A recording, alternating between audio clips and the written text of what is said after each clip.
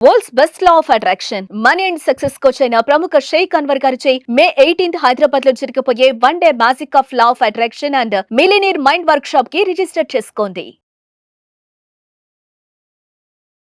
నమస్తే, welcome to Suman TV. నేను మీ anchor సిరి.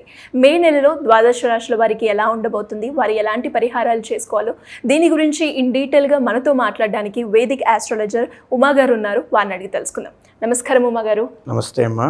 ఉమా గారు, మొదటిగా గ్రహాలు చాలా వరకు మే నెలలో ఎక్కువగా చేంజెస్ చూసే అవకాశం ఉంది అని చెప్తూ ఉన్నారు. దాని ప్రభావం ఏ రాశి వారికి ఎలా ఉండబోతుంది?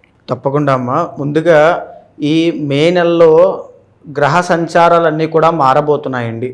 ఎలాగనంటే మొన్నటి వరకు షష్టగ్రహ కూటమి, పంచగ్రహ కూటమిగా ఉన్నటువంటి గ్రహాలు ఒక్కొక్కటిగా వాటి యొక్క స్థానాలు మారబోతున్నాయి. ముందుగా మే 7వ తారీఖున బుధగ్రహ సంచారము, మీనములో ప్రస్తుతం ఉన్నటువంటి బుధగ్రహ సంచారము తన నీచ స్థితిని వదిలి మేషరాశిలోకి సంచారం జరగబోతోంది మే 7వ తారీఖున. అయితే మే 15వ తారీఖున మేజర్ చేంజెస్ అండి. రవి గురుడు అంటే వృషభ సంక్రమణము, గురుడి యొక్క ట్రాన్సిట్ కూడా మే 15వ తారీఖున అయింది. రవి వృషభంలోంచి, మేషంలోంచి వృషభంలోకి ఎంటర్ అవ్వబోతున్నారు. గురుడు వృషభంలోంచి మిథునంలోకి ఎంటర్ అవ్వబోతున్నారు. ఆ రోజు చాలా విశేషమైన రోజు. ఎన్నో రాశులకి గొప్ప గొప్ప మార్పులు, రాజయోగాలు అక్కడ ప్రారంభం అవబోతున్నాయి అని చెప్పచ్చు. అయితే మే 18వ తారీఖు తర్వాత రాహు కేతుల యొక్క ట్రాన్సిట్ జరగబోతోంది. రాహు మీనములోంచి కుంభంలోకి ఎంటర్ అయితే కేతువు కన్యలోంచి సింహంలోకి ఎంటర్ అవుతున్నారు.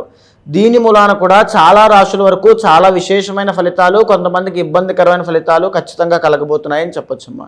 మే నెలలో సింహరాశి వారికి విద్యాపరంగా, ఆరోగ్యపరంగా, సంతానపరంగా, వివాహపరంగా ఎలా ఉండబోతుంది? ఎలాంటి పరిహారాలు చేసుకోవాలి వారు?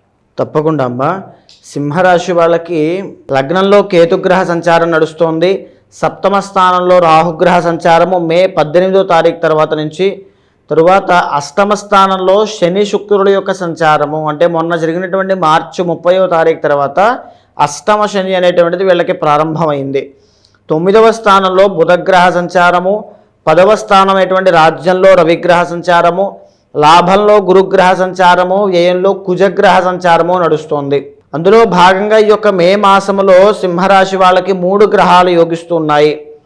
అష్టమ స్థానంలో శుక్రగ్రహ సంచారము, కళా నాటక రంగంలో ఉన్న వాళ్ళకి, యాక్టర్ కానీ, యాక్ట్రసెస్ కానీ, యాంకర్స్ కానీ, మోడలింగ్ కానీ అందులో ఉన్న వాళ్ళకి కూడా మంచి రాజయోగము అని చెప్పచ్చు.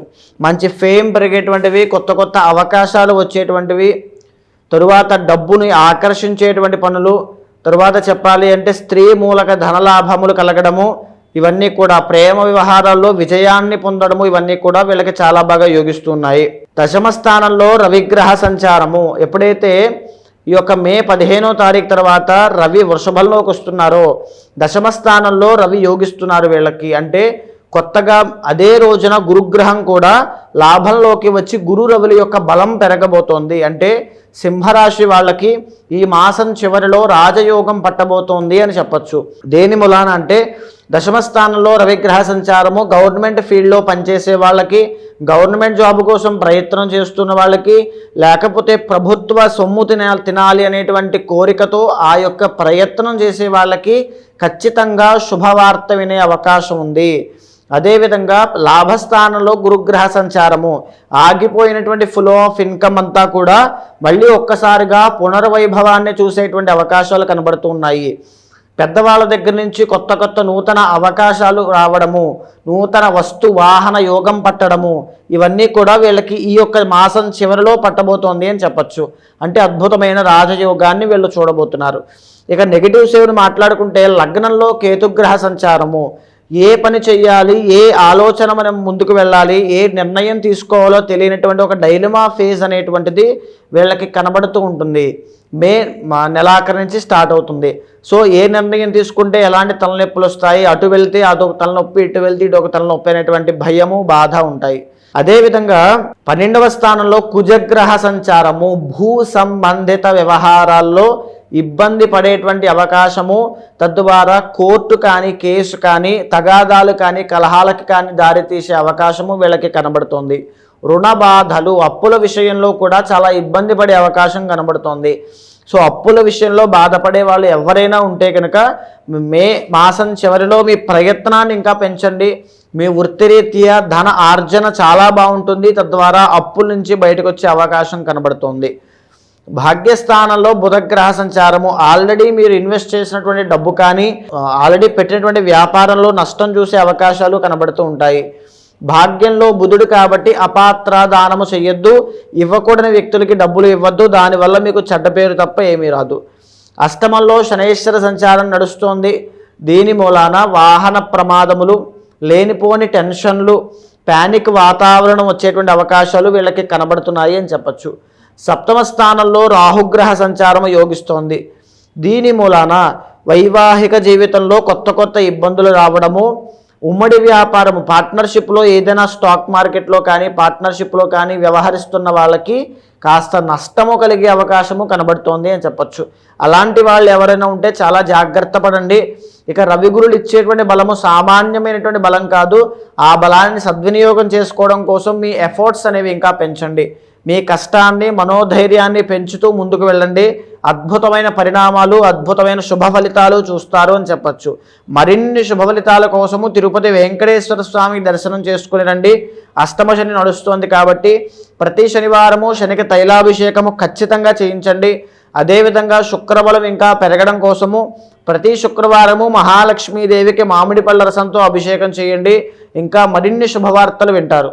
ఏ రోజు అండి వీరికి బాగా కలిసి వస్తుంది? గురువారం. ఇక్కడి నుంచి మే నెలాఖరు నుంచి గురువారం చాలా బాగా కలిసి వస్తుందమ్మా. ఎలా అండి మరి ఎవరికైనా కూడా వారి యొక్క పర్సనల్ చార్ట్ చూసుకొని వారు ఏదైతే ప్రాబ్లం ఫేస్ చేస్తున్నారో దానికి పరిహారం చేసుకోవాలి, మేము పూజ చేసుకోవాలి అనుకునే వాళ్ళు ఎవరైనా కూడా మిమ్మల్ని అప్రోచ్ అవ్వాలి అంటే ఎలా ఉంటుంది? తప్పకుండా అమ్మా. ఇప్పుడు మనం మాట్లాడుకునేటువంటిది గోచార అంశము. గోచారంలో మారేటువంటి గ్రహముల ఆధారంగా వాళ్ళకి ఎలా ఉండబోతోంది అని చెప్పుకునేటువంటి విషయములన్నీ కూడా. అయితే ప్రధానమైనటువంటిది పర్సనల్ చార్ట్ అండి. ఈ గోచారము మనిషి జీవితం మీద 40% ప్రభావితం అయితే మిగిలినటువంటి పర్సనల్ చార్ట్ 60% ప్రభావితం అవుతుంది. మీ పర్సనల్ చార్ట్లో కనుక యోగం ఉంటే, మీ పర్సనల్ చార్ట్లో దశ అంతర్దశలు బాగుంటే ఇక్కడ వచ్చేటువంటి దోషములు కానీ మిమ్మల్ని ఏమీ చేయలేవు. మీ సంకల్ప శక్తిని, మనోధైర్యాన్ని ఏమాత్రమూ కదిలించలేవు.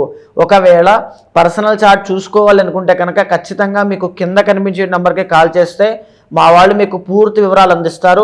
తప్పకుండా మీ పర్సనల్ చార్ట్ చూసిన తర్వాత గోచారాన్ని గ్రహచారాన్ని సమన్వయం చేస్తూ ఏ కోరిక అయితే మీకుందో, ఏ సమస్య అయితే మీకుందో దానికి తగినటువంటి ఏ పరిహారం ఆచరింప చేయాలో చేసి మంచి రిజల్ట్స్ వచ్చేలా చేస్తాను. థ్యాంక్ యూ అండి. Thank you so much. నమస్తే అమ్మా. సుమన్ టీవీలో మీ పర్సనల్ అండ్ బిజినెస్ ప్రమోషన్స్ కోసం కింది నెంబర్కి కాంటాక్ట్ చేయండి.